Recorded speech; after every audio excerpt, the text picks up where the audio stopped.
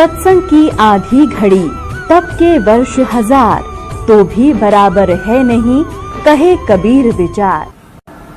तो यहाँ आपसे प्रार्थना की जाती है, जब तक सत्संग चले आप सब चिंताएं और इधर उधर की गल्ला बातें छोड़ के ध्यान से सत्संग सुनो। पुण्यात्माओं, यदि इस जीवन में आपको कोई विशेष काम है तो ये है परमात्मा को समझना, जानना और मोक्ष प्राप्त कराना। जब भगवान आपको मिल गया, सत्साधना आप करते हैं, तो आपके जो भौतिक लाभ हैं वो तो ना चाहते हुए भी आपको मिलेंगे। परमात्मा आपको सारे सुख भी देगा आपको भक्ति कराने के लिए। जैसे हम अपने बच्चों को शिक्षा ग्रहण कराने के लिए कितनी सुविधा देते हैं, स्वयं हम मजदूरी करते हैं और बच्चों को बढ़िया ड्रेस देते हैं, उनको गाड़ियों में भेजते हैं और 15-20 वर्ष तक बच्चे तो पढ़ो और अपना कल्याण कराओ। तो ये परमात्मा ने आपको ये ड्रेस जो दी है मनुष्य की, ये विद्यार्थी को, आप विद्यार्थी हैं और जब आप सही विद्या ग्रहण करोगे, परमात्मा अनुकूल चलोगे तो आपको सारी सुविधा ऑटोमेटिकली मिलेंगी। आपके घर में सुख, आपके शरीर में सुख, आपके सब संकटों का निवारण करेगा भगवान, तभी आप भक्ति कर सकोगे। तो इसके लिए आपने अच्छा समय निकालना पड़ेगा। जब कबीर परमेश्वर से धर्मदास जी ने पूछा कि हे दीनदयाल, आपने जो कथा सुनाई है सृष्टि रचना की, और इसको सुनकर तो ऐसा लगता है कि हम महाअपराधी और कमीने जीव हैं। हम भरी थाली का ठोकर मार के सुख सागर को छोड़ के इस गंदे तालाब में, इस ओछे जल में आ गिरे। आपके साथ हमने बहुत चीटिंग करी। हे दीनदयाल, आपने कैसे रहम किया हमारे ऊपर, आपने फिर भी संभाले। कितने दयालु हो आप। हमने कैसा जुल्म किया आपके साथ विश्वासघात किया। तब परमात्मा ने कहा कि धर्मदास, माता पिता के पुत्र या पुत्री कितने निकम्मे हो जा,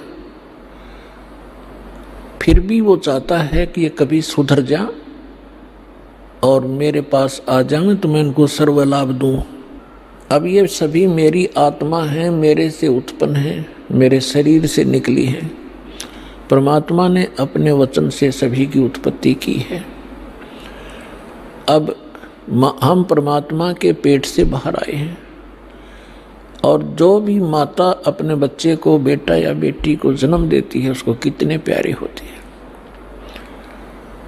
दास ने देखा एक माई का पुत्र बिल्कुल जन्म से अपाहिज था, लाल गिरती रहती थी, ऐसे बांगा टेढ़ा मुख था, और वो माँ उसको इतना प्यार करती थी, लाड करती थी, उसकी लार धो के और चूमती थी, प्यार करती थी।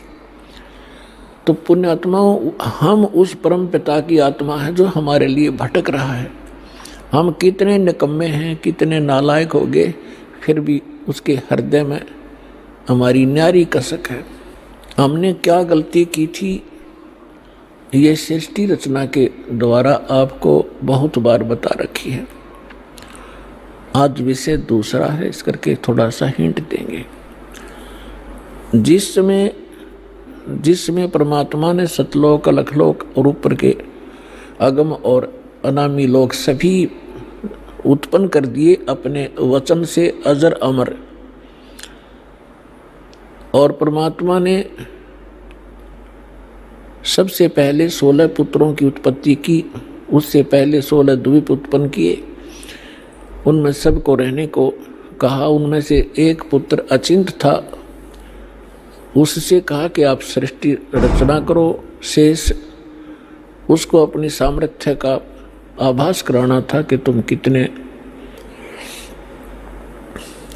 सक्षम हो और क्या कर सकता है प्राणी परमात्मा के अतिरिक्त। तो उसने अपने वचन से अक्षर पुरुष की उत्पत्ति की, श्रीमद् भगवत गीता अध्याय नंबर 15 के श्लोक नंबर 16 और 17 में 3 पुरुष हैं, सरपुरुष, अक्षर पुरुष और उत्तम पुरुष है तो अन्य, उसको परम अक्षर पुरुष यानी परम अक्षर ब्रह्म कहते हैं। जो श्रीमद् भगवत गीता अध्याय नंबर 7 के श्लोक 29 में गीता ज्ञानदाता कहता है कि अर्जुन, जो व्यक्ति जरा और मरण से छूटने के लिए ही प्रयत्नशील हैं, उससे मोक्ष पाना चाहते हैं वृद्धावस्था से और मृत्यु से, वो उस तत्परम से परिचित हैं, संपूर्ण अध्यात्म ज्ञान से परिचित हैं और सब कर्मों से वो वेल नोन है। वही लोग यहाँ से निकलने की, मृत्यु से और जरा यानी बुढ़ापे के दुख से छूटने का प्रयत्न करते हैं, तो वो उस तत्परम से परिचित होते हैं। अर्जुन ने 8वें अध्याय के प्रथम मंत्र में पूछा कि वो तत्ब्रह्म क्या है। गीता ज्ञानदाता ने 8वें अध्याय के 3रे श्लोक में कहा कि वो परम अक्षर ब्रह्म है, यानी गीता ज्ञानदाता से अन्य है वो समर्थ शक्ति। तो 15वें अध्याय के गीता जी के 16 और 17 श्लोक में 3 पुरुष हैं, सरपुरुष, अक्षर पुरुष, और 17वें श्लोक में कहा कि उत्तम पुरुष है तो अन्य है। इन दोनों से, सरपुरुष और अक्षर पुरुष से वो श्रेष्ठ परमात्मा, उत्तम पुरुष, पुरुषोत्तम तो कोई और है, और वही तीनों लोकों में प्रवेश करके सबका धारण पोषण करता है। वो वास्तव में अविनाशी परमेश्वर है। तो अचिंत ने अक्षर पुरुष की उत्पत्ति की, और अक्षर पुरुष वहाँ एक सरोवर है, मान सरोवर, अमृत से भरा हुआ, उसमें जाके सो गया, गहरा चला गया, वहाँ श्वासों से जीवन नहीं है। काफी समय तक वो बाहर नहीं आया। आपको थोड़ी सी सृष्टि रचना का हिंट देकर आज का जो विषय है वो फिर चलेगा। अचिंत ने देखा अक्षर पुरुष सरोवर के अंदर गहरी निद्रा में सो रहा है, और अक्षर पुरुष के बिना अचिंत सृष्टि नहीं कर सकता। तब उसने अर्ज की कि अक्षर पुरुष निद्रा में है, प्रभु मैं कुछ नहीं कर पा रहा हूं। तब परमात्मा ने कहा कि बेटा तुम कर भी नहीं सकते, ये तुम्हारे को थोड़ा सा एक झटका दिया है, कहीं तुम बीच में टांग अड़ा लेते। परमात्मा ने ये सिद्ध कर दिया कि समर्थ का काम समर्थ ही कर सकता है, और दूसरा कोशिश करेगा तो वो मार ही खाएगा। तब परमेश्वर ने उसी सरोवर से थोड़ा सा जल अपनी आचमन में लिया, अपनी शब्द से उसको अंडा बना दिया। अंडे में अपने वचन से अपने ही अंदर से एक आत्मा उसमें प्रवेश कर दी। उस अंडे को बहुत बड़ा आकार का अंडा बना दिया, उसको उसमें छोड़ दिया सरोवर में, गड़गड़ गड़गड़ करता हुआ वो नीचे गया। तो उसकी गड़गड़ाहट सुनकर अक्षर पुरुष की निद्रा खुल गई। और किसी को कच्ची निद्रा से जगा दिया जाए तो उसमें थोड़ा सा क्रोध होता है। उसने क्रोधवश उसको देखा कि किसने मेरी निद्रा भंग कर दी, तो वो कोप उस अंडे पर टकराया, उससे अंडा फूट गया, उसमें से ये सरपुरुष निकला। सरपुरुष अब इस अध्यात्म ज्ञान को सुनने के लिए यह सृष्टि रचना एक मास्टर की समझ लेना। और जब तक आप इस सृष्टि रचना से परिचित नहीं होगे तब तक आप अध्यात्म का कोई सिर पैर नहीं समझ सकते। प्रथम बार कोई सुनेगा उसको ऐसा लगेगा जैसे दंत कथा बनावटी कहानी है। वो अंडा फट जाने से उसमें से सरपुरुष निकला, ज्योति निरंजन, जिसको काल भी कहा जाता है, जो 21 ब्रह्मांड का स्वामी है। तब परमेश्वर ने कहा कि तुम दोनों बाहर आओ। वो दोनों बाहर आ गए। उनसे कहा कि जाइए आप अचिंत के द्वीप में रहो। एक स्थान तीनों को दे दिया, अचिंत, सरपुरुष और अक्षर पुरुष। उसके पश्चात परमेश्वर ने स्वयं शेष रचनाएं की और हम सभी आत्माओं को अपने वचन से उत्पन्न कर दिया। असंख्य जितने भी यहाँ चींटी, मच्छर, मक्खी, सूक्ष्म जीव जो दिखते भी नहीं, दूरबीन से देखे जा सकते हैं, हाथी, देवता, ये सभी प्राणी परमात्मा ने अपनी वचन से उत्पन्न करके, ये सभी आत्माएं ऊपर रहा करती थी। हम सभी की वहां सृष्टि थी, परिवार था, और बहुत सुंदर महल, बड़े बड़े बगीचे, प्रत्येक के महल के आसपास बहुत सुंदर आगे पार्क हैं, फल फ्रूट वहाँ पर लदपद रहते हैं, मेवा लदपद रहती है, सदाबहार वृक्ष हैं, सदाबहार बाग बगीचे हैं। तब परमात्मा ने हम सबको उत्पन्न किया, हम अलग अलग रहने लगे और हमारा वहाँ पर एक परिवार बन गया। जैसे आपका यहाँ परिवार बन गया, ऐसे वहाँ भी आपका ऐसे सुंदर परिवार था। प्यार से रहते थे, कोई तकलीफ नहीं, किसी वस्तु का अभाव नहीं, कोई काम नहीं। तो फिर कुछ समय के उपरांत, काफी समय बीत गया था, तो इस ज्योत निरंजन सरपुरुष के मन में एक खुरापात उत्पन्न हुआ। इसने सोचा हम तीन तो एक स्थान पर, एक ही प्लाट में रह रहे हैं, द्वीप में, और शेष मेरे भाई अब अलग अलग द्वीपों में रह रहे हैं, तो मैं अलग से द्वीप प्राप्त करूंगा। इसने अलग से स्थान प्राप्ति के लिए तप शुरू किया, एक पैर पे खड़ा होकर। एक पैर पे खड़ा होकर के इसने तप किया, कभी उस पैर को रख ले, कभी उसको, और हम फिर इसके जाल में कैसे फंसे।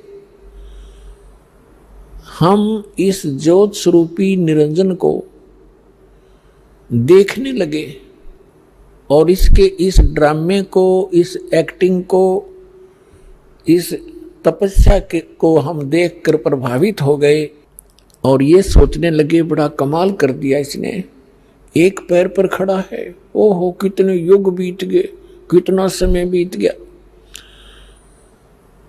तो ये आज हमारे अंदर भी एक ऐसी प्रेरणा, ये धारणा या कमजोरी आज भी विद्यमान है। जैसे कोई एक्टर, कोई हीरो या हीरोइन, अभिनेता अभिनेत्री, आप उसको देखते हैं, फिल्म वगैरह देखते हैं उनकी, तो उनसे इतने प्रभावित हो जाते हैं ये जवान नौजवान बच्चे, लड़के या लड़कियां, और वो कभी यहाँ आजा बरवाला में या हिसार में, तो ये नादान बालक है, उसको देखने के लिए वहाँ कई हजारों की संख्या में इकट्ठे हो जाएंगे और वो अपनी रोजी रोटी के लिए चटक मटक करते हैं और ये फजूल में मुफ्त में डले ढोने के लिए उसको देखने जाते हैं। उन पर इतने आसक्त हो जाते हैं और उनको अपना फेवरेट हीरो और हीरोइन बोलते हैं। बताओ, उनसे लेना एक न देने दो, वो उनको बता टिंडे देंगे, वो अपने लिए नाचें कूदें बकवाद करें, दो पैसे इकट्ठे करने की खातिर, और ये मुंह बाएं देखें जहाँ उसकी खातिर वो खड़ी इतने किलोमीटर पे। तो ये कमजोरी हमारे वहाँ हुई थी। हमें सारी सुविधा वहाँ प्राप्त थी, हमारा समर्थ भगवान हमारे को सब सुविधाएं दे रहा था, और उस सुविधाओं को भूलकर, परमात्मा के एहसान को भूलकर हम इस नीच को देखने लगे, इस काल को। हम इस पर आसक्त हो गए जैसे ये बच्चे हो जाते हैं एक्टर्स पर। परमात्मा ने बहुत बार आकाशवाणी की कि बच्चों, इसके इस ड्रामे न मत देखो, मस्त रहो तुम। हम ऊपर से सावधान हो गए जैसे हम बिल्कुल नहीं चाहते, पर अंदर कसक बहुत ज्यादा बन गई। वो तो अंतर्यामी है, हमारी सारी बात जानते थे कि अब ये गए काम तय। जब उसने 70 युग तक तप किया, तब परमेश्वर ने पूछा कि बोल ज्योत निरंजन, आप क्या चाहते हो, क्यों ऐसा ये हठ कर रहे हो। तब उसने कहा, पिताजी मेरे लिए ये स्थान बहुत कम है, मुझे कोई अलग स्थान दे दो। मैं अपना अलग स्थान चाहता हूं। परमात्मा ने कहा ठीक है भाई, तब से राज मदमानम और जन्म तीसरे शुक्र सवानम। तेरे इस तप के कारण मैंने तुझे 21 ब्रह्मांड का राज दे दिया। जैसे एक धनी पिता अपने पुत्र को उसके हिस्से के 21 प्लाट दे दे खाली। अब उन ब्रह्मांडों को पाकर ये कभी उसमें जा रहा है, कभी उसमें कूद रहा है। सारा नाच कूद कर इसने सोची कि इसमें कुछ कंस्ट्रक्शन भी चाहिए। अब वो समर्थ है, सबका सब सारे मटेरियल उस परमात्मा से उपलब्ध हो सकते हैं। इसने फिर तपस्या की, 70 युग फिर तप किया। हम फिर भी इसको बहुत ज्यादा चाह रहे थे, ऊपर से सावधान थे पर अंदर से कसक गजब की थी। तब परमेश्वर ने पूछा भी बोल क्या चाहता है ज्योत निरंजन, अब तुझे और क्या चाहिए। तब इसने कहा कि भगवान परमात्मा हे पिताजी, मेरे लिए मुझे कुछ कंस्ट्रक्शन करने का मटेरियल सामग्री दे दो।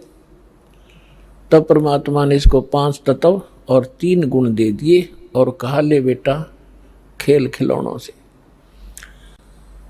इनको पाकर के इसने फिर सोचा कि अब मैं इसमें कंस्ट्रक्शन भी कर लूंगा और फिर ये यहाँ मुझे अकेले का दिल लगे नहीं, इसके अंदर कुछ प्राणी चाहिए। इसने फिर से हठ योग शुरू किया। जब इसने तीसरी बार 64 युग तप किया तो परमात्मा ने पूछा कि बोल ज्योति निरंजन तू क्या चाहता है। तो जो तूने मांगा मैंने दे दिया, अब क्यों हट कर रहा है। तब इसने कहा कि प्रभु हे परमेश्वर हे पिताजी, मेरा अकेले का दिन नहीं लगता, कुछ आत्मा मुझे दे दो। परमेश्वर ने कहा कि देखो भाई, इस और तपस्या के लिए तू कुछ और मांग सकता है, अन्य तेरे को ब्रह्मांड दे दूंगा, लेकिन आत्मा नहीं दे सकता, क्योंकि ये मेरे अंश हैं और तू इनको घना दुखी कर देगा और मेरे से देखे नहीं जाएंगे फिर ये। तब इसने कहा था नहीं पिताजी, मैं सत्य का राज करूंगा, जो जैसा कर्म करेगा मैं वैसा ही फल दूंगा, मैं कोई अत्याचार अन्याय नहीं करूंगा। परमात्मा बोले भी पर एक बात है, यदि कोई सब इच्छा से तेरे साथ जाना चाहता है तो मैं अलाउड कर सकता हूं, नहीं तो मैं नहीं भेजूंगा अपनी आत्मा को, चाहे तो कुछ भी कहे। तो हम पहले से ही जो यहाँ आकर फंस गए, गधे कुत्ते सुअर मच्छर माखी सांप बिच्छू बनकर धक्के खा रहे हैं, हम पहले से इस पर आसक्त थे। जब ये हमारे पास आया, इसने कहा कि मैंने पिताजी से ऐसे ऐसे 21 ब्रह्मांड प्राप्त किए हैं, उनमें ऐसे ऐसे बाग बनाऊंगा, उनमें स्वर्ग बनाऊंगा, ऐसे ऐसे झरने बनाऊंगा, हीरे पन्ने जवाहरात के पहाड़ बनाऊंगा, तो क्या तुम मेरे साथ चलोगे। हम तो पहले ही आसक्त थे। हमने कहा कि यदि पिताजी आज्ञा दे देंगे तो हम चल पड़ेंगे, हम तैयार हैं। इसने पिताजी के पास, परमेश्वर के पास जाकर कहा कि हे भगवान, कुछ आत्माएं मेरे साथ चलने को तैयार हैं। तब परमात्मा ने कहा कि ऐसे नहीं, मेरे सामने स्वीकृति जो करेगा मैं उसको भेज सकता हूं। अपनात्मा एक समस्या और आती है, क्योंकि हम इस नए ज्ञान में सुनते हैं तो हमारे अंदर इतनी शंकाएं उत्पन्न हो जाती हैं जैसे सावन के महीने में घास फूट जाया करे, निरी शंकाएं पैदा होंगी। पर शंका का समाधान इस सत्संग से होगा, सुनते ही रहना, सुनते ही रहना, अपने आप सेटिंग हो जाएगी। अब आपके मन में ये आवेगा कि परमात्मा तो जानी जानते कि हमें कितना कष्ट होगा, तो हमें यहाँ नहीं भेजना था। हम अपनी गलती नहीं मानते कि हमने अपने परम पिता को छोड़कर इस नालायक पर आस्था नहीं करनी चाहिए थी, जो हमें सारा सुख दे रहा था, और वो तो त्याग दिया और इस नंग के पीछे लाग लिए जो आप भिखारी उस परम पिता का। अपने आत्मा दूसरा ये एग्जाम्पल समझिए कि जैसे सेब विक्रेता होता है, उसको सेब कितनी प्रिय होती है, कितनी कॉस्टली होती है, 1 2 3 4 10 यदि सेब खराब हो जाती हैं, वो उन सेब को उन सेबों में नहीं रख सकता जो स्वस्थ है। वो भले ही उसको खूब कष्ट होता है, दुख होता है, उसको ये पता है कि देख मेरे को 100-200 रुपए की हानि होगी, वो फिर भी उन खराब सेबों को उठा के और कूड़े में फेंक देता, उसने सूअर खा कर। भले उसकी आत्मा दुखती है कि मुझे कितनी हानि होगी, लेकिन रख नहीं सकता कि ये और भी डूब देंगी। तो हम खराब सेब हो गए थे और परमात्मा ने हमारे को वहां से फेंकना अनिवार्य समझा था। ये एक और एग्जाम्पल आपको बता जा रहा है। अब परमात्मा ने हमारे से आकर पूछा कि बोलो भाई कौन जाना चाहता है इसके साथ। तो हम अपने पिता के सामने बोल नहीं सके, शर्मिंदा हो गए, लज्जित हो गए, नीची गर्दन कर ली, क्योंकि वो पहले ही कहा करते थे कि इस पर आसक्त ना होना। वो सन्नाटा छा गया, साइलेंट हो गया, सब कुछ शांत हो गए। तब परमेश्वर ने कहा कि क्यों भाई ज्योति निरंजन, ये तो कोई नहीं बोल रहा, तू कह रहा था मेरे साथ जाना चाहते हैं। उसी समय एक आत्मा खड़ा हुआ और उसने खड़ा होकर के कहा कि पिताजी मैं इसके साथ जाना चाहता हूं। अब बाकी हमने सोचा कि यू एक लायक वहां सारी लूट लेगा और हम रह गए पाछे। तो हम भी फिर खड़े हो गए, दोनों हाथ ऊपर ने कर लिए। सारे के सारे जितने असंख्यों अनगिन जीव यहां आ फंसे। तब परमात्मा ने कहा ठीक है भाई, जो जिसने हृदय से स्वीकृति इसकी की है उसको मैं इसके साथ भेज दूंगा, लेकिन आप जाइए अपने ब्रह्मंडों में, मैं इनको वहां भेजने का तरीका दूसरा अपनाऊंगा। तो परमात्मा ने क्या किया कि जिस आत्मा ने सबसे पहले स्वीकृति दी थी उसका एक युवा लड़की बना दिया अपने वचन पे, और उसके अंदर हम सभी प्राणियों को सूक्ष्म रूप बनाया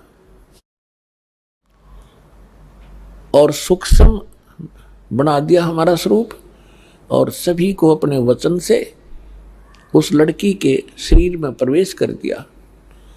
अपनात्मा, अब वैज्ञानिक तरीके से आप अच्छी तरह समझ सकते हो कि हमारे ब्लड के अंदर कितने जीवाणु हैं। 1 ग्राम ब्लड के अंदर 40-40 लाख जीवाणु, ये डॉक्टर लोग बताते हैं कि इतने बैक्टीरिया हैं, इतने फलाने हैं। तो इसको समझने में कति देर नहीं लगेगी। तो इसी प्रकार परमात्मा ने उस लड़की के शरीर में हम सभी को सूक्ष्म बनाकर प्रवेश कर दिया। अब वो लड़की कौन है? ये अष्टंगी है, दुर्गा है, और हम सभी उसमें प्रवेश कर दिए। अपने पुत्र सहजदास को जो परमात्मा ने सबसे पहले 16 वचन से उत्पन्न किए थे, उनको ही वो विशेष वहां की व्यवस्था के लिए प्रयोग करते हैं। तो सहजदास को कहा कि जा इस अपनी बहन को ले जा और इस ज्योति निरंजन के पास उसके ब्रह्मंडों में छोड़िया, और उसको बता देना कि मैंने इस लड़की को, बेटी को एक वचन पावर दे दी है, जितने जीव वो कहेगा या उत्पन्न कर देगी वचन से, और जितनी आत्माओं ने तुम्हारे साथ जाना चाहता इसके शरीर में प्रवेश है। सहजदास ने जाके सब कथा सुना दी और लड़की को छोड़कर वापस आ गया। अब इस ज्योति निरंजन ने, अब ज्योति निरंजन के मन में ये दोष आया, अकेली युवा लड़की को देखकर इसने यह एक और भयंकर गलती कर दी। ये विषय वासना वश होकर लड़की के साथ दुराचार करने की चेष्टा करने लगा। तब लड़की ने कहा कि ज्योति निरंजन, देखो आप पिता के वचन से उत्पन्न हुए अंडे से, आप मेरे बड़े भाई हो, उसके बाद हमारी उत्पत्ति उसी परमेश्वर ने की है। मैं आपकी बहन और आप मेरे बड़े भाई, ये दुष्कर्म ना करें, मेरे को परमात्मा ने वचन दिया है, वचन शक्ति दे रखी है, जितने जीव आप कहोगे नर और मादा मैं वचन से उत्पन्न कर दूंगी। लेकिन उसने एक नहीं सुनी और उसी समय उसने उस लड़की को, परमात्मा ने एक और रजा बख्शी थी कि उस लड़की को प्रजनन इंद्री नहीं लगाई थी, बाकी शेष सब फीचर्स जो थे वो सब लड़की वाले थे। तो उसने अपनी नख रेखा से, नाखूनों से प्रजनन इंद्री बना ली। अब लड़की ने देखा कि जुल्म करेगा, मेरी इज्जत लूटेगा, तो उसने एकदम सूक्ष्म रूप बनाया और वो जो ही उसके साथ दुराचार करने की स्थिति में हुआ, मुंह खोला बकवाद के लिए, उसके मुख के माध्यम से पेट में चली गई।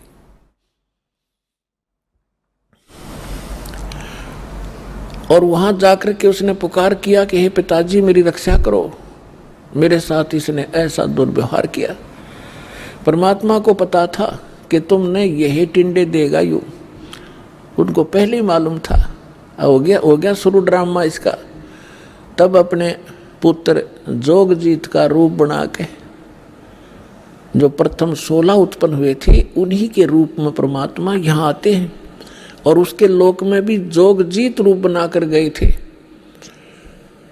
और वहां प्रकट होकर के कहा कि ज्योति निरंजन सुन दे अब वचन परमात्मा का, तूने एक महान दोष कर दिया इस सच्चे लोक में, और ऐसे सच्चे लोक में ऐसे जुल्म करने वाले को ये दंड लगता है, ये दोष लगता है, अपराध लगता है, उसको एक रोग लगता है। आज से तेरा नाम काल होगा। लड़की को तूने बदतमीजी से दुखी किया और तेरे पेट में ये चलेगी, तूने इसको निगल लिया और 1 लाख मानव शरीरधारी प्राणी तू डेली खाया करेगा और 1.25 लाख उत्पन्न किया करेगा। उसके पेट को चाक किया परमात्मा ने अपने नाखून से, लड़की को बाहर निकाल दिया और कहा कि आज से तुम यहां नहीं रहोगे, इन 21 ब्रह्मांड को लेकर तुम दोनों यहां से चले जाओ मेरी आंखों के सामने से। अब ज्योति निरंजन ने बहुत फिर बाद में अपनी गलती का आभास भी हुआ और कहा भाई मुझे माफ कर दे, पिता से मुझे क्षमा करवा दे। वो अपना भाई समझ रहे थे, जोगजीत समझ रहे थे वो स्वयं परमात्मा। तब परमेश्वर ने कहा कि बस और फालतू बात मत करे और यहां से अति शीघ्र निकल जा। इतना ही कहा था, उसके 21 ब्रह्मांड विमान की तरह खिसक चले पड़े बहुत ही गति से, और सतलोक से 16 शंख कोश की दूरी पर आकर परमात्मा के विधान अनुसार ये यहां चक्कर लगाने लगे। 16 शंख कोश की दूरी पर सतलोक से ये हम यहां बैठे हैं। नील पद्म शंख, जैसे हम गिनते हैं ना 1000, 10,000, लाख, करोड़, 10 करोड़, अरब, 10 अरब, खरब, 10 खरब नील, 10 नील पद्म, 10 पद्म, फिर शंख।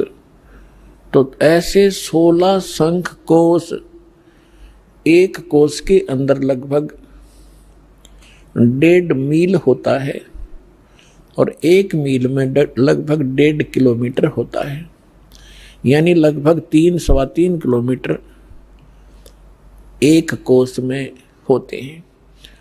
तो 48 शंख किलोमीटर की दूरी पर हम सतलोक से यहां आ गए, ये काल और ये दुर्गा। अब यहां करके इसने फिर वह बकवाद शुरू करी। लड़की ने फिर कहा कि ज्योति निरंजन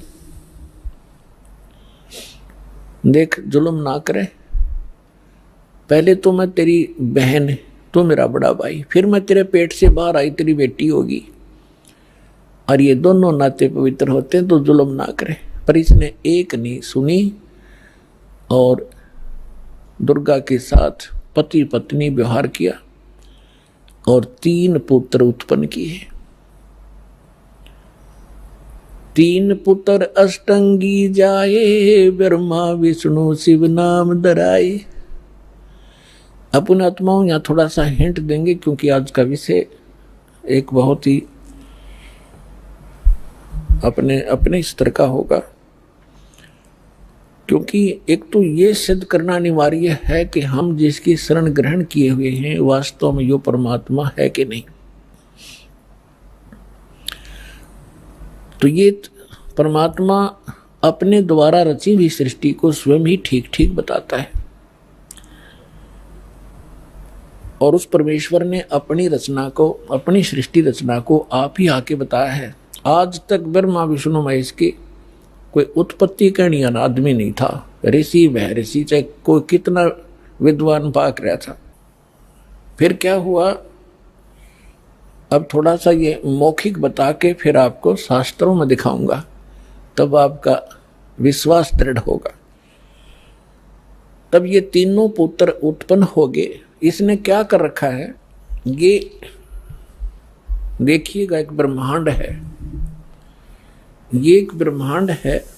चित्र दिखाएंगे, इसका अंडे जैसी शेप है, एलिपिकल शेप है इसकी। ये देखिएगा, ये एक ब्रह्मांड का चित्र है। ये देखिए, ये एक ब्रह्मांड है इतना।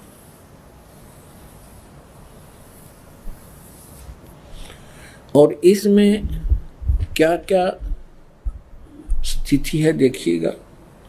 इसमें क्या है, नीचे के ये 7 लोक हैं, ये पाताल लोक है, और ये तलातल, महातल, वितल, अतल, सूतल, रसातल। ये पाताल लोक, ये पृथ्वी लोक, और ये शिव का लोक, ब्रह्मा जी का लोक, विष्णु जी का लोक, ये कोमन स्वर्ग और नरक, और ये इंद्र का लोक, स्वर्ग के राजा का लोक, ये धर्मराय का लोक जो न्यायाधीश है, ये मानसरोवर है, ये शपथपुरी सप्तऋषियों का अलग से नगरियां हैं, ये एक एक द्वीप है, और ये है ब्रह्मलोक। ये सारा ब्रह्मलोक है। इस ब्रह्मांड के अंदर ही ये ब्रह्मलोक है। और इस ब्रह्मलोक के अंदर इस काल ने एक और जाल फैला रखा है। एक ये तो महा इंद्र का द्वीप है, ये ब्रह्मलोक है जिसको महास्वर्ग कहते हैं।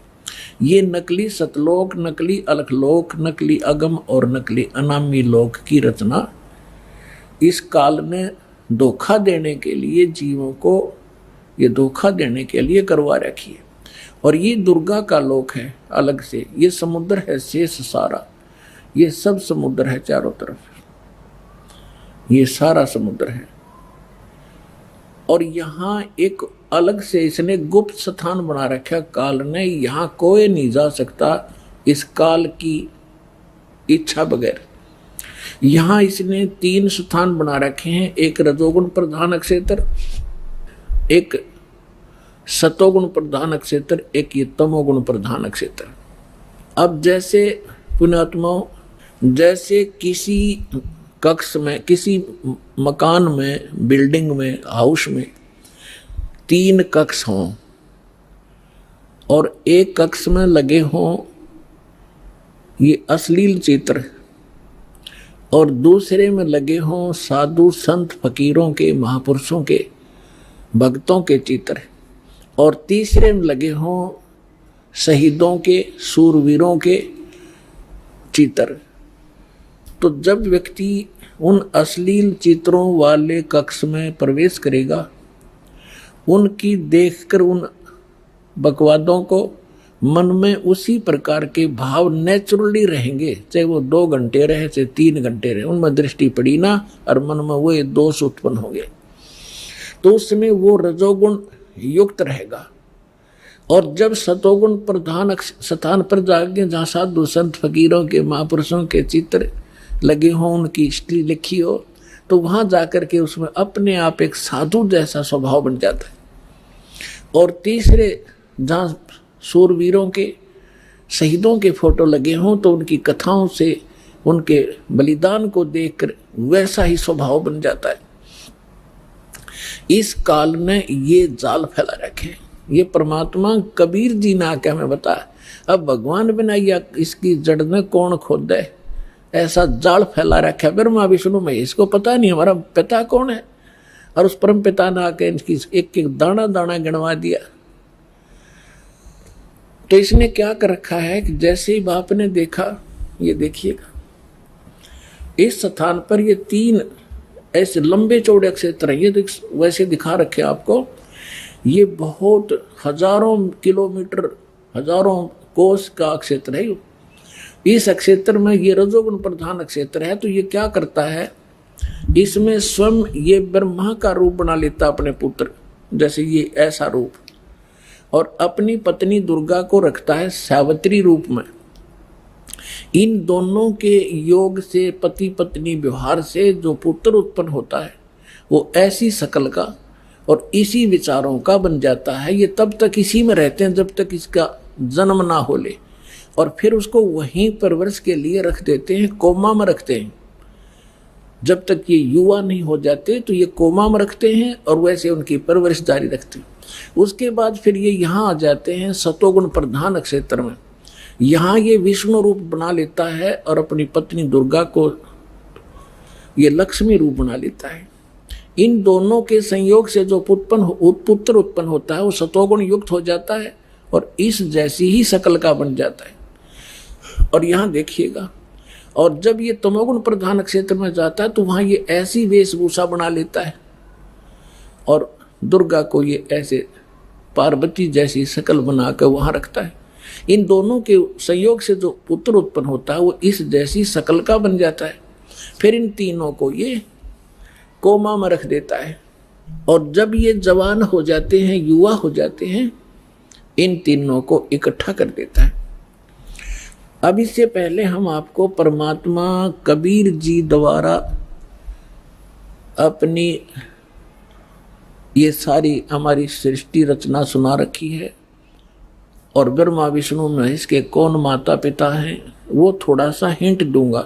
उसके बाद फिर आपको दिखाएंगे इन हमारे सदग्रंथों में जिनको हम शिरोधार्य मानते थे और सत्य ज्ञान युक्त पुराण, वेद, गीता, इनमें आपको रूबरू करेगा ये दास। तो परमात्मा को हम अशिक्षित मानते थे और ये कहा करते ये क्या जाने धाड़क दुल्हा, इसने संस्कृत आती नहीं, क्या जाने वेदों और गीता और पुराणों के गूढ़ रहस्यों का। अरे भगवान तो चिट्ठी से लेकर हाथी तक की भाषा जानता है, वो सब प्राणियों की भाषा जानता है। अब ये सिद्ध भी कर देगा दास आपको कि उस परमात्मा ने कैसे रजा बख्शी। अपने आत्माओं, दास जो वचन बोल लेगा ये सोच लेना 100% सच समझ लियो। अब ये जो इंस्ट्रूमेंट प्रोजेक्टर बनवाए हैं परमात्मा की देन है आप पुण्यात्माओं के लिए। पहले ये लोग अपनी अपनी कथा सुनाया करते थे, सदग्रंथों का नाम लिया करते थे, कोरी बकवाद सुनाया करते थे, शास्त्र विरुद्ध ज्ञान देते थे और हम इसलिए संतुष्ट रहते थे कि ये सभी विद्वान हैं, सदग्रंथों से परिचित हैं और इन्होंने ठीक ठीक सदग्रंथों को समझा होगा। आज पता चलेगा ये किसे विद्वान थे, ये खाकी कक भी पता नहीं था इनको। और उस परम पिता को जिसको धाड़क दुल्हा एक मजदूर और शूद्र कह के रिजेक्ट कर रखा था लाल को, उन्होंने 600 वर्ष पहले वो ज्ञान सुना रखा है जो वेदों और गीता पुराणों के अंदर विद्वान है। तो इससे पहले परमात्मा ने जो 600 वर्ष पहले ज्ञान धर्मदास जी को दिया था वो रूबरू करता हूं। ये देखिएगा कबीर सागर, ये वो सूक्ष्म वेद है। ये देखिएगा यहां पर, ये यहां से छपा है। मुद्रक एवं प्रकाशक हैं खेमरा श्री कृष्ण दास, अध्यक्ष श्री वेंकटेश्वर प्रेस, खेमरा श्री कृष्ण दास मार्ग, मुंबई। ये यहां से, और यहां देखिएगा ये प्रथम खंड कबीरपंथी भारत पथिक स्वामी युगलानंद बिहारी द्वारा प्रस्कृत। मुद्रक एवं प्रकाशक वही खेमरा श्री कृष्ण दास, ये सारे वही। ये है ज्ञान बोध और बोध सागर।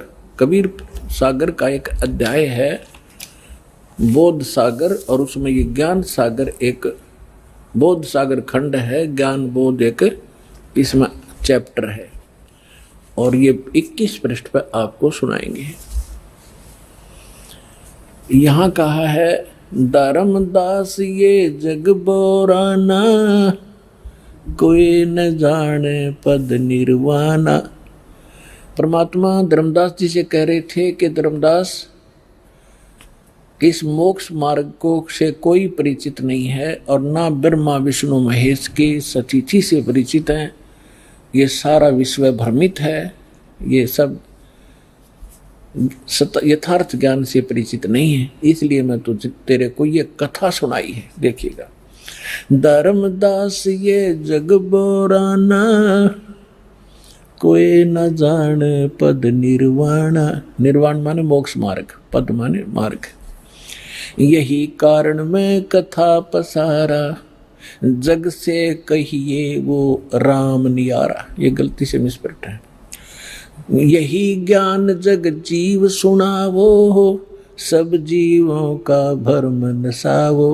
अब मैं तुमसे कहूँ चताई, तेरे देवन की उत्पत्ति बाई। होय होय, इन तीनों देवताओं का उत्पत्ति बताता हूँ तेरे को, जिनको तुम अजर अमर माना करते थे।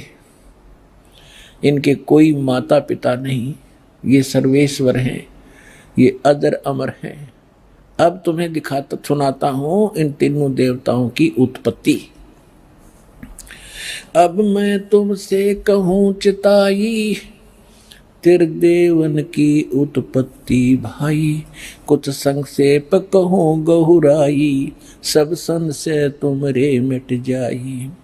भरम गए जग वेद पुराना, आदि राम का वेद न जाना। राम राम सब जगत बखाने, आदि राम कोई बिरला जाने। आदि राम माने सनातन परमात्मा, यह इन्होंने नाम लिखा है, ये मिसप्रिंट है। तो राम राम सभी कहते हैं, लेकिन उस आदि राम को, उस सनातन परमात्मा को कोई नहीं जानता।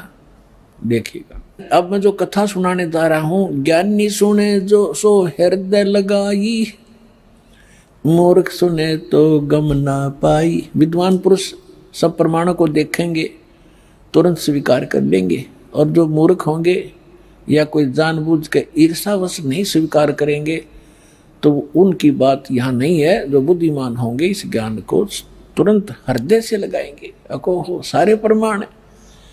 और परमात्मा कहते हैं, जानबूझ साची तजय, और करे झूठ तैने, और ताकि संगत है प्रभु सपने में भी ना दे। ऐसा दुष्ट सामने प्रमाण देख के और फिर नखरे करता है। तो जानबूझ साची तजय और करे झूठ तैने, तो ताकि संगत है प्रभु कहते सपने भी में ना दे। ऐसा दुष्ट कभी कहते कभी ना मिलाइयो इसे व्यक्ति ने। सामने प्रमाण है और फिर नहीं मान रहा है। तो यहाँ परमात्मा कहते हैं, ज्ञानी सुने सो हृदय लगाई, मूर्ख सुने तो गम ना पाई। अब क्या बताने जा रहे हैं? माँ अष्टंगी पिता निरंजन, माँ अष्टंगी पिता निरंजन, ये जम दारुण वंशन अंजन। पहले कीन निरंजन राई, पीछे से माया उपजाई। कहते हैं पहले उस ज्योति निरंजन की उत्पत्ति की थी अंडे से, और पीछे से दुर्गा बनाई थी, उत्पत्ति की थी।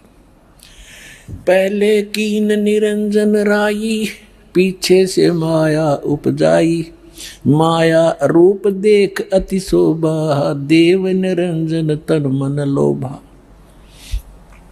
दुर्गा के उस स्वरूप के ऊपर आसक्त होकर इस काल ने यह गलती की।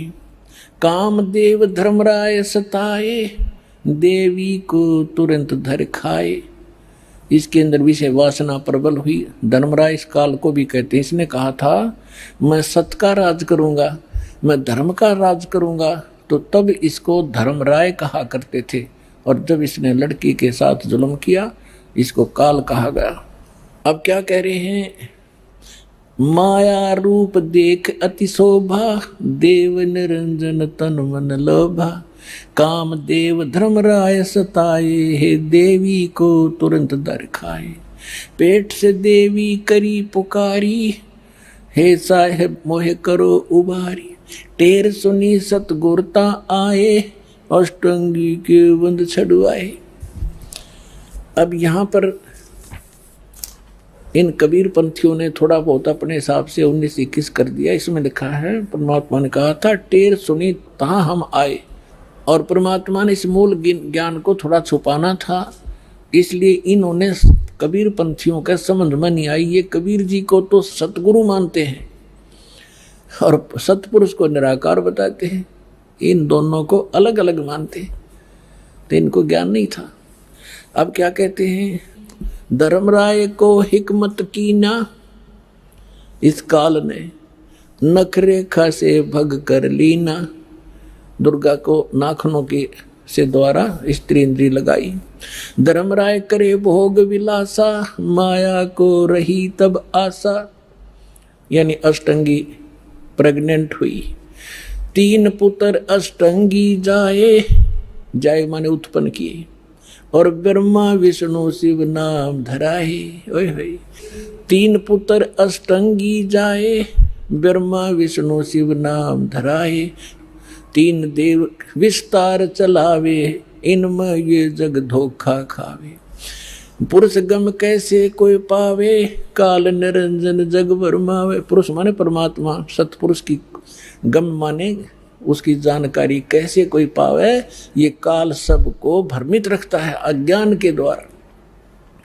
पुरुष गम कैसे कोई पावे, काल निरंजन जग भरमावे। 3 लोक अपने सुत दीना, सुन निरंजन वासा लीना।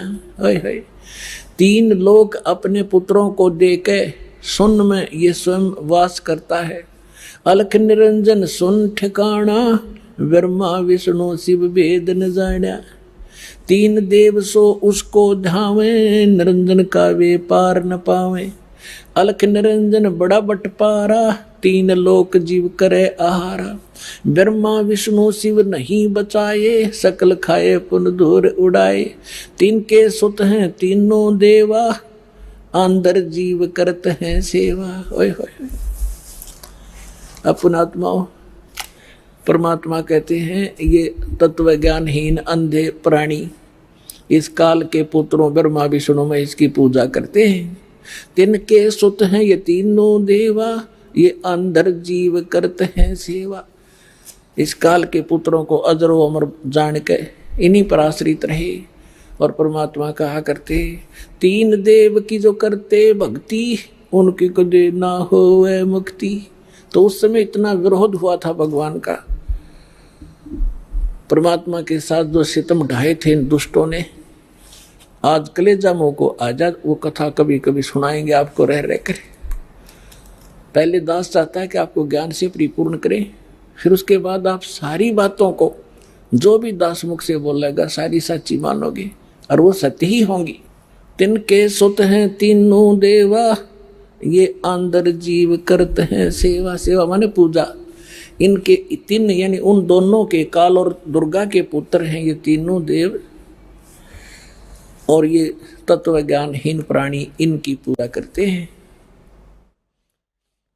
अकाल पुरुष का हो नहीं चीन्या, काल पाए सभी गए लीन्या।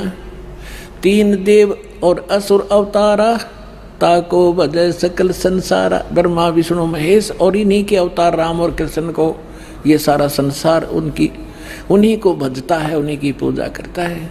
3 गुणों का यह विस्तारा, धर्मदास में कहूँ पुकारा। गुण तीनों की भक्ति में ये भूल पड़ो संसार। कहे कबीर निज नाम बिन कैसे उतर पारे। अपने आत्माओं परमात्मा ने एक वचन इसमें बोला है, गुण तीनों की भक्ति में ये भूल पड़ो संसार। कहे कबीर निज नाम बिन कैसे उतरो पार।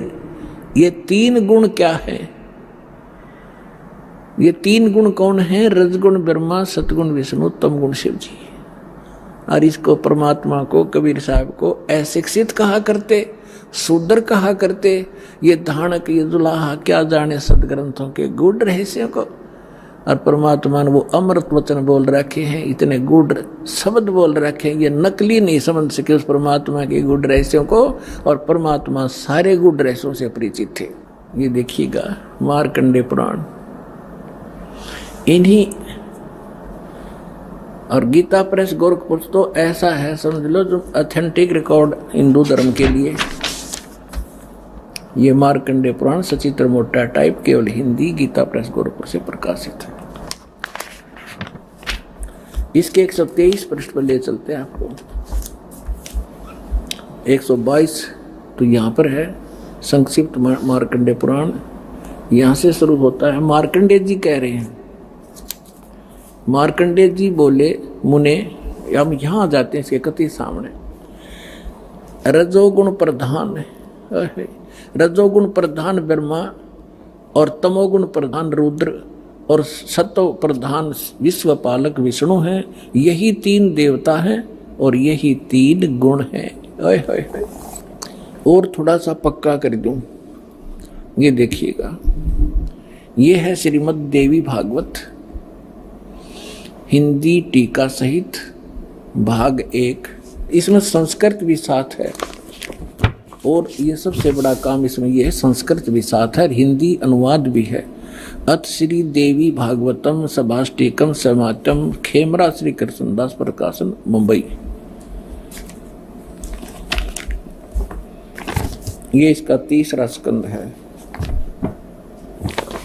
ये है अथ श्री मद देवी भागवते भाषा टीका युक्ते 3 स्कंध है प्रारंभते। 3रा स्कंद शुरू होता है। ये 11 पृष्ठ है और ये 5वां अध्याय है। इसका 8वां श्लोक है। भगवान शंकर अपनी माता दुर्गा से कह रहे, हे माता, यदि हमारे ऊपर सदा आप दया युक्त हो तो हमको यानी मुझे तमोगुण किस प्रकार प्रदान किया है और ब्रह्मा रजोगुण और हरि सतोगुण युक्त किए हैं, हमें क्यों युक्त किए हैं। अब यहां संस्कृत भी देखेंगे। यदि दया धर्मना, ये 7वां समाप्त हुआ, 8वां प्रारंभ होता है। यदि दया धर्मना न सदा अंबिके कथम अहम विहित है। मैं क्यों बना दिया तमोगुण, मुझे तमोगुण क्यों बना दिया। और कमल से उत्पन्न होने वाले ब्रह्मा को रजोगुण संभव क्यों उत्पन्न कर दिया। और सुविता क्यों किमु सतोगुणो हरि, और विष्णु जी को आपने सतोगुण क्यों बना दिया। इति सिद्धम रजगुण ब्रह्मा, सतगुण विष्णु, तमगुण शिव जी है। अभी तो आपको परमेश्वर कबीर साहब की वाणी से प्रमाणित किया और फिर परमेश्वर ने अपने से परिचित कराया था आदरणीय गरीबदास साहिब जी को। तो उस परमेश्वर की प्यारी आत्मा गरीबदास जी ने परमात्मा से प्राप्त ज्ञान को किस प्रकार सुनाया, देखिए। ब्रह्मा विष्णु महेश्वर माया और धर्मराया कहिए, इन पांचों मिल पर पंच बनाया, वाणी हमरी लहिए। अब गरीबदास जी कहते हैं कि ब्रह्मा विष्णु, जैसे गीता अध्याय नंबर 14 के और श्लोक नंबर 3 से लेकर 5 में स्पष्ट किया है। 5 में विशेषकर कहा है कि अर्जुन, इस माया से उत्पन्न तीनों गुण, दुर्गा से उत्पन्न रजगुण ब्रह्मा, सतगुण विष्णु, तमगुण शिव जी, ये जीव को यहाँ कर्मों के बंधन में बांधे रखते हैं। ये इनको फंसाने के मूल कारण है। ये देखिएगा, अब आपको श्रीमद् भगवत गीता से प्रमाणित करते हैं ब्रह्मा विष्णु महेश की उत्पत्ति। ये श्रीमद् भगवत गीता और गीता प्रेस गोरखपुर से प्रकाशित है। जयदयाल गोविंद का इसके अनुवादक हैं। ये अध्याय नंबर 14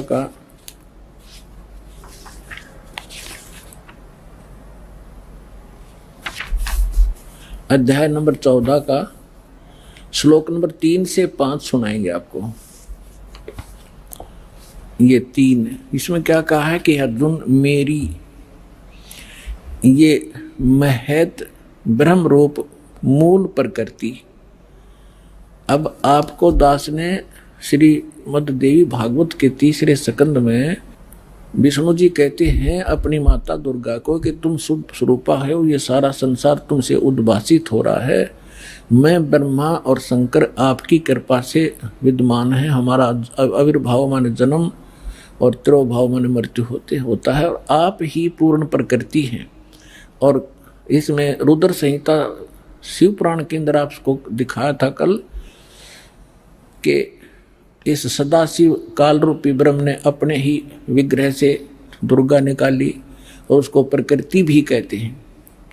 पहले ये दिखाते हैं आपको, देखिएगा 14वें अध्याय के 3रे श्लोक में ये क्या कहता है कि अर्जुन ये काल बोल रहा है ब्रह्म मेरी ये मूल प्रकृति सभी संपूर्ण भूतों यानी प्राणियों की योनि यानी गर्भाधान स्थान है और मैं काल ब्रह्म उस योनि में गर्भ यानी चेतन समुदाय गर्भ को स्थापना करता हूँ और तत्व माने उस के संयोग से सभी प्राणियों भूतों माने प्राणियों की उत्पत्ति होती है। 4 में क्या कहा है, हे अर्जुन ये नाना प्रकार की सब योनियों में जितने भी मूर्तियां यानी शरीरधारी प्राणी उत्पन्न होते हैं, प्रकृति यानी दुर्गा तो उनकी गर्भ धारण करने वाली माता है और मैं बीज स्थापन करने वाला पिता हूं। आगे देखो 5वें में, हे अर्जुन सतगुण रजगुण और तमगुण, सतगुण विष्णु रजगुण ब्रह्मा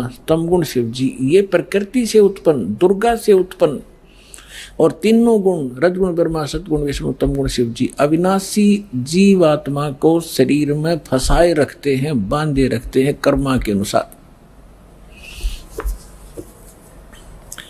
अब इसने तो यो ठीकरा फोड़ दिया ब्रह्मा विष्णु महेश पे कि ये बांध रहे हैं। अब ये महापुरुष क्या कहते हैं, भगवान क्या कहते हैं, परमात्मा से प्राप्त ज्ञान से अब गरीबदास जी क्या कहते हैं, ब्रह्मा विष्णु महेश्वर माया और धर्मराया कहिए।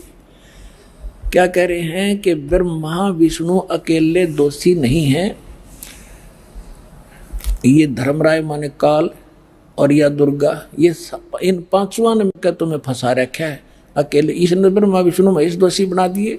अब क्या बताते हैं, ब्रह्मा विष्णु महेश्वर माया और धर्मराया कहिए, इन पांचों मिल पर पंच बनाया वाणी हमारी लहिए। हम जो कह रहे हैं इसको घनी गौर से सुनना और इस पर बहुत गौर करना। इन पांचों ने मिलकर ये परपंच बना रखा है, आपको यहाँ फंसा रखा है। ये है खोखापुर की बाजी बिष्ट बखुंट दगासी साजी, ये कृत्रिम जीव भुलाने बाई निज घर की तो खबर न पाई। अपने निज घर का तो ये पता भी नहीं लगने देता, ऐसा जालिम है ये काल। 1.25 लाख उपजे नित हंसा और 1 लाख विन से नित अंसा। 1.25 लाख उत्पन्न करता है और 1 लाख को रोज खाता है। उत्पत्ति खपती अप्रलय फेरी, हर्ष शोक जोरा जम जेरी। अब क्या बताते हैं परमात्मा, माया आदि निरंजन भाई अपने जाए आप पे खाई। अपने आत्माओं आप जब इस ज्ञान से परिचित होगे आपकी आत्मा गदगद हो जाएगी और तेरा गजब हो कहाँ फंस रहे थे और क्या हम ज्ञान लिए बैठे थे। अब क्या बता रहे महापुरुष, माया आदि निरंजन भाई ये अपने जाए आप पे खाई। ज्योत निरंजन और ये दुर्गा आप पे पैदा करते हैं और आप पे खावे सारा ने। अब दुर्गा खाती नहीं, इसका सहयोग दे रही है। अब इसके विवश होगी अपने पाप कर्मों के कारण हम इसके पराधीन हो गए और इसने दुर्गा को इतना डरा रखा है कि तू मेरा भेद किसी को नहीं बतावेगी, नहीं तो तेरी खैर नहीं है। इसने इस डर के कारण ब्रह्मा विष्णु महेश को भी काल का जिक्र नहीं कर रखा। ये तो परमात्मा ना का भांडा फोड़ा इसको बेनकाब किया। ये के सांग है, क्या है यो, इसने भगवान मान रहे थे। तो ब्रह्मा विष्णु महेश्वर चेला, सुन शिखर में धर्म अन्यायी। ओए सुन शिखर में यो धर्म काल अन्यायी, और जिन शक्ति डायण मैल पठाई। काल ने कहा था कि दुर्गा मेरा भेद किसी को मत देना, मैं आज से प्रतिज्ञा करता हूं कि मैं अपने वास्तविक रूप में किसी के समक्ष नहीं आऊंगा, और तू मेरा भेद नहीं देना और सारे ब्रह्मांड का तू संचालन करना। तब इसने कहा था कि एक तरफ तो मैं औरत इतने बड़े विभाग को कैसे संभालूंगी, आप क्यों ऐसा जुल्म कर रहे हो, आप मेरे साथ भी नहीं रह रहे हो। तब इसने कहा था कि मैं काम तो सारे मैं करूंगा, तुझे निमत निमत बनाऊंगा, गुप्त रूप से मैं सब काम करूंगा, तू चिंता मत करना। तो क्या कहते हैं, सुन शिखर में धर्म अन्यायी, ये काल अन्यायी, जिन शक्ति डायण मैल पठाई। अब दुर्गा को कहते हैं इसने भी इसका सहयोग दे दिया, विवश होकर के इसको ये नीचे भेजती। लाख गरा से नित उठ दूती, ये माया आद तकत की कूती। 1.25 लाख घड़िए नित भांडे, अंसा उत्पत्ति पर ले डांडे। 1.25 लाख तो पैदा करते हैं डेली, और 1 लाख को मार देते हैं। कहते हैं ये हंसा, ये सब जीवात्मा, प्यारी आत्मा भगवान की जन्म और मरण के इस दंड से दंडित कर रखे। 1.25 लाख घड़िए नित भांडे, इस शरीर को भांडा बोला है, बर्तन बोला है, इसको चोला भी कहते हैं इसको। तो कहते हैं ये 1.25 लाख ये बर्तन, ये शरीर बनाए जाते हैं मानव के डेली, और 1.25 लाख मारे जाते हैं। 1.25 लाख घड़िए नित भांडे, हंसा उत्पत्ति पर ले डांडे। ये तीनों चेला बटपारी, सर्जे पुरुषा सर्जी नारी। ये खोखापुर में जीव भुलाने, स्वप्न विष्ट बैकुंठ बनाए। खोखापुर में जीव भुलाए, स्वप्न विष्ट बैकुंठ बनाए। ये है अरहट का कुआ लोई, यागड़ बंजा है सब कोई। कीड़ी कुंजर और अवतारा, अरहट डोर बंधे कई बारा। ये कोटिक करता फिरता देखा, हरहट डोर कहूँ सुन देखा। ये चतुर्भुजी भगवान कहावे, हरहट डोर बंधे सब आवे। अब यहाँ क्या बताना चाहा है आदमी गरीबदास साहिब जी ने परमात्मा से,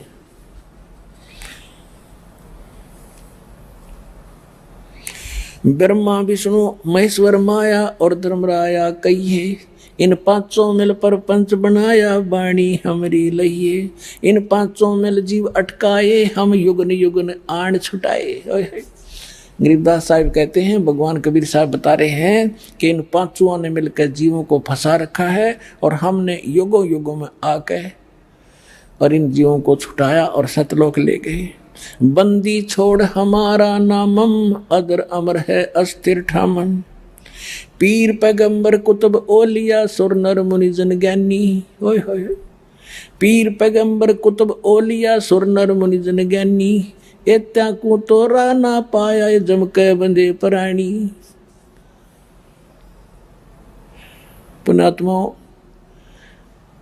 जब दास ने परमात्मा की एक वाणी पढ़ी थी कि सुर नर मुनि जन 33 करोड़ी, ये बंदे सभी काल की डोरी। तो दास को भी विश्वास नहीं हुआ था कि ये इतने देवता ब्रह्मा विष्णु महेश ऋषि मुनि, क्या इनको भी रास्ता नहीं मिला। क्या कह रहे हैं गरीबदास जी, पीर पैगंबर और कुतुब ओलिया और सुरनर मुनिजन ज्ञानी, ये विद्वान पुरुष महर्षि, इनको वो मार्ग नहीं मिला। ये काल का बंधे प्राणी, ये काल के ही जाल में रहे।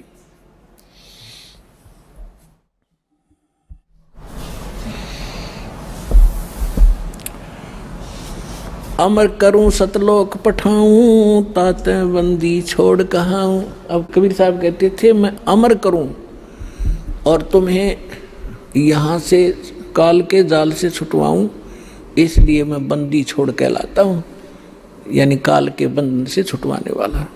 अपने आत्माओं, ये इतना बड़ा चैप्टर है। जैसे अभी गरीबदास साहिब ने कहा था कि सुन शिखर में धर्म अन्यायी, जिन शक्ति डायण मैल पठाई। अब देखिएगा ये लघु चित्र, ये एक ब्रह्मांड का चित्र है जहां ये काल रहता है। ये देखिएगा, ये सारे एक ब्रह्मांड के अंदर ये व्यवस्था है आपको बताई। नीचे के ये 7, ये पाताल, रसातल, सुतल, तल, तलातल, मातल, और ये पृथ्वी लोक, ब्रह्मा का लोक, विष्णु जी का लोक, शिव का लोक, विष्णु जी का लोक। और ये कॉमन स्वर्ग है, स्वर्ग और नरक इकट्ठा ही है। और ये इंद्र का लोक, ये धर्मराज का लोक, तो इसको महास्वर्ग कहते हैं। ये इतना महास्वर्ग है, ये सारा एक ब्रह्म लोक कहलाता है। इतना ये इसके अंदर अलग व्यवस्था है। तो ये काल यहाँ रहता है, यहाँ पर, और इसका यूं अलग से व्यवस्था है। ये अलग से, इसमें कोई नहीं जा सकता। इस दुर्गा को इसने यहाँ एक अलग से द्वीप दे रखा है। यहाँ ये यहाँ रहती है, इसकी इच्छा होती है तब इसको ये ऊपर लेता है, नहीं इसको फिर नीचे छोड़ देता है। ये फिर यहाँ अपने अलग द्वीप पर रहकर इन सब का, इस पूरे ब्रह्मांड का की देख रेख करती है और इसके संपर्क में रहती है। ये काल यहाँ रहता है ऊपर, और इसके ये ऐसे 21 ब्रह्मांड हैं। ये देखिएगा, ये जो आपने एक ब्रह्मांड देखा था, अब ये समझना, ये एक गेंद जो है ये ब्रह्मांड है। ऐसे इसने 5 ब्रह्मांडों को एक स्थान में रोका है, जिसको महाब्रह्मांड बनाया है। तो ऐसे ऐसे 4 महाब्रह्मांडों में 20 ब्रह्मांडों को रोक कर इसने एक 21वां ब्रह्मांड यूं अलग बना रखा है। ये पूरा देखिए एक बार, ये सबसे ऊपर ये अलग एक ब्रह्मांड है। ये वैसे बनाने में, दिखाने के लिए अलग से बनाना, इसकी भी ऐसी ही एलिप्टिकल शेप है। ऐसे यहाँ एक अलग से ब्लॉक है, यहाँ पर ये लॉक लगा रखा है। प्रत्येक इस सर्कल से निकलने की प्रत्येक भंवर गुफा है, प्रत्येक में। इस एक ब्रह्मांड से निकलने की भी भंवर गुफा है, इस फिर महाब्रह्मांड से निकलने की भी भंवर गुफा है, और इस सारे से निकल कर इसमें प्रवेश करने की प्रत्येक में भंवर गुफा है। जब हम सतलोक में जाएंगे और 7 संग ब्रह्मांड अक्षर पुरुष के पार करेंगे, वहां भी लास्ट में एक भंवर गुफा आएगी। इस काल ने उसकी तकरीबन नकल कर रखी। तो ये यहाँ बैठा है शिखर शून्य में सबसे ऊपर। तो यहाँ इसने नकली सतलोक, नकली अलखलोक, अगम और नामी लोक नकली बना रखे जीव को भ्रमित करने के लिए। और यहाँ एक अच्छी आत्माओं में से 12 आत्माएं ऐसा सेफ रखता है, उनको कलयुग में भेजता है दूत बनाकर इस नकली ज्ञान को फैलाने के लिए। जैसे दास ने आज के सत्संग में सुनाया था सुबह कि जो पुण्यात्माएं भक्ति करके मर्यादा में रहकर चली जाएंगी वो तो गई सतलोक में, जो रह जाएंगी फिर काल अपना दुरुपयोग करेगा उन अच्छी आत्माओं के। पुण्य तो वो इस समय के होंगे, अच्छी भक्ति से युक्त चारित्र तो वो अब होंगे, और फिर सारी उम्र असंख्य जन्मों तक वो अपने कर्म फोड़ेंगे, उस पुण्य को ही खत्म करेंगे। तो ये 12 अचिंत भक्तों को ये वहां रखता है। अब कलयुग जब आया, इसने ये 12 दूत भेज दिए और उन्हीं को फिर से आगे भेजता रहता है। इनकी इतनी कमाई है, जैसे आप देख रहे हो यो जय धन धन सतगुरु सच्चा सौदा सिरसा वाला, आज एक चीफ मिनिस्टर से भी ज्यादा सुविधाएं प्राप्त है जिसको, और इसने कख का पता नहीं, कोई भक्ति नहीं। ये पूर्व जन्म का बहुत संस्कारी प्राणी था और इस काल ने भेज दिया ने। अब ये सारी उम्र खोटे खोदेगा, कति भक्ति नहीं इसके पास, और फिर भी इसके ठाठ रहेंगे, और लास्ट में इसको ऐसी बुरी मौत मारेगा, ऐसी दुर्गति होगी ऐसे व्यक्तियों की, आगे चल के ना जाने कौन सी योनि में डाल देगा। तो ये इसने ये 12 भक्त अच्छी आत्माएं वहां सेलेक्ट रखता है प्रत्येक उसमें, और फिर इनको जैसे ये 12 यहाँ भेजे, उनको रह रह कर फिर जैसे राधा स्वामी शिवदयाल जी जो थे ये अच्छी आत्माओं में थे। उसके बाद फिर ये बाबा जयमल सिंह जैसे, सावन सिंह जैसे, फिर ये बलोचिस्तानी शाह मस्ताना जैसे, और ये अब सच्चा सौदा सिरसा वाले जैसे, ये सारी पुण्यात्माएं थी। इनके पूर्व जन्म के पुण्य संग्रहित हैं, और ये सारी उम्र कति भक्ति तो है नहीं इनके पास, करेंगे खा खिए, और फिर भी ये सुखी दिखाई देंगे, और सारी इनके वचन में भी थोड़ी बहुत पावर होगी, लोग इससे प्रभावित भी रहेंगे फंसाए रखने के लिए। यहाँ देखना ये फिर इसने 12 अचिंत भक्तों का निवास स्थान ये अलग बना रखे, और ये यहाँ रहता है। यहाँ एक तपतशिला है। इस तपतशिला पे 1 लाख मानव शरीरधारी प्राणियों के सूक्ष्म शरीरों को भूनता है, और यहाँ इसका निज स्थान है। ये सुराख है आगे उस अक्षर पुरुष के लोक में जाने का। ये देखिएगा, ये यहाँ। अब ये वो 21 ब्रह्मांड हैं ये वाले, बस इतने। और इससे निकलकर इसमें से ये 7 संग ब्रह्मांड है। ये सरपुरुष के 21, ये 7 संग ब्रह्मांड हैं अक्षर पुरुष के, परब्रह्म जिसे कहते हैं, ये वाले इतना बड़ा। तो इसमें यहाँ ये है 21वां ब्रह्मांड इसका। इसमें से आगे जाने का रास्ता है जो सतलोक को जाता है। अब ये बड़े वाला लेंगे हम। अब ये 21वां ब्रह्मांड है। ये देख, पूरे ब्रह्मांड देखो 21। तो अब ये यहाँ बैठा है। इस यहाँ एक रास्ता है, ये 11वां द्वार है, ये 11वां द्वार। और इस 11वें द्वार को इसने स्वयं रोक रखा। यहाँ बैठा है ये। कोई भी प्राणी यहाँ से नहीं जा सकता। यहाँ से वही जा सकता है जिसको कबीर परमेश्वर लेकर जाएंगे। और परमात्मा के वहाँ जाते ही उस द्वार को स्वयं रोके बैठा है। जब यहाँ से हम जाएंगे भक्ति इस भगवान के मंत्र के आधार से, तो इसका सिर झुक जाता है ऐसे अपने आप, और इसके सिर पे पैर रख के, और तब हम इस अक्षर पुरुष के लोक में प्रवेश करते हैं। यहाँ काल ने ये वो 11वां द्वार है। अब यहाँ लेंगे हम पूरे ब्रह्मांड। ये 21 ब्रह्मांड काल के हैं, ब्रह्म के, और ये है 11वां द्वार। इसमें प्रवेश किए। ये अक्षर पुरुष के 7 शंख ब्रह्मांड है, ये छोटे छोटे 7 शंख ब्रह्मांड। और ये है वो 12वां द्वार। ये है 12वां द्वार। इससे प्रवेश पार करके तब हम यहाँ सतलोक में परमात्मा के चरणों में पहुंचेंगे। और ये असंख्य ब्रह्मांड है, ये परमात्मा के असंख्य। ये तो थोड़ा सा क्षेत्र रह जाता है इनका, ये इतना का क्षेत्र है बस, सरपुरुष और अक्षर पुरुष का दोनों का मिला के। और ये असंख्य ब्रह्मांड का ये मालिक, ये पूर्ण ब्रह्म सत्य पुरुष है। तो ये 12वां द्वार पार करके हम सतलोक में प्रवेश करेंगे। अब आपने देखा, परमात्मा ने बताया कि इस ब्रह्मा विष्णु महेश की उत्पत्ति कैसे हुई। और अब थोड़ा सा हिंट इन पुराणों से देना पड़ेगा ताकि आपका विश्वास दृढ़ हो। पुण्यात्माओं, यदि इस जीवन में आपको कोई विशेष काम है तो ये है परमात्मा को समझना, जानना और मोक्ष प्राप्त कराना। जब भगवान आपको मिल गया, सत्साधना आप करते हैं, तो आपके जो भौतिक लाभ हैं वो तो ना चाहते हुए भी आपको मिलेंगे। परमात्मा आपको सारे सुख भी देगा आपको भक्ति कराने के लिए। जैसे हम अपने बच्चों को शिक्षा ग्रहण कराने के लिए कितनी सुविधा देते हैं, स्वयं हम मजदूरी करते हैं और बच्चों को बढ़िया ड्रेस देते हैं, उनको गाड़ियों में भेजते हैं, और 15-20 वर्ष तक बच्चे तो पढ़ो और अपना कल्याण कराओ। तो ये परमात्मा ने आपको ये ड्रेस जो दी है मनुष्य की, ये विद्यार्थी को, आप विद्यार्थी हैं, और जब आप सही विद्या ग्रहण करोगे, परमात्मा अनुकूल चलोगे, तो आपको सारी सुविधा ऑटोमेटिकली मिलेंगी। आपके घर में सुख, आपके शरीर में सुख, आपके सब संकटों का निवारण करेगा भगवान, तभी आप भक्ति कर सकोगे। तो इसके लिए आपने अच्छा समय निकालना पड़ेगा। भाई जो गुरु बचन पे डट गे, रकट गे फंद 84 के, कट गे फंद 84 के, रकट गे फंद 84 के। भाई जो गुरु बचन पे डट गे, रकट गे फंद 84 के। वस्तु मिली ठोर की ठोर, मिट गई मन पापी की दौड़।